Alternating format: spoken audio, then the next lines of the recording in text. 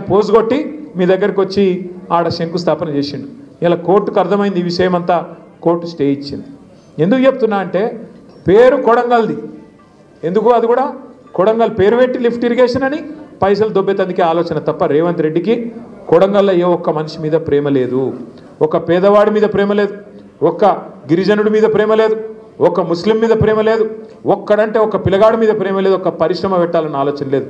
భూములు గుంజుకుంటే అల్లుని కంపెనీ కోసం, ప్రాజెక్టు పెడితే తిరుపతి రెడ్డి కమిషన్ల కోసం తప్ప మీకోసమో మీ నియోజకవర్గం కోసమో ప్రేమ కాదు. ప్రేమ ఉన్నోడైతే మీ భూములలో తొండలు గుడ్లు పెట్టాయని మాట్లాడతాడు ఎవడన్నా? అన్నం పెట్టిన కొడంగల్కు సున్నం పెడతాడు ఎవడన్నా? ఇలా గంత దుర్మార్గుడు రేవంత్ రెడ్డి. అందుకే నేను మిమ్మల్ని కోరుతున్నా, దయచేసి ఆలోచించమని చెప్తా ఉన్నా.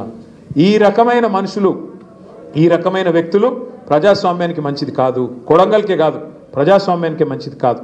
తప్పకుండా వీళ్ళకి బుద్ధి చెప్పాలంటే, మళ్ళీ గులాబీ జెండా జైత్రయాత్ర మొదలు కావాలంటే, ఇంతకుముందు మా యాదగిరి అన్న అన్నాడు ఈసారి మరి మా నరేందర్ రెడ్డికి ఈసారి ప్రమోషన్ ఇవ్వాలి అని. నేనేమంటున్నా, నరేందర్ రెడ్డి ప్రమోషన్ ఇవ్వాలంటే ముందు మీరు కొడంగల్లో మన ఎమ్మెల్యేని గెలిపియానా లేదా?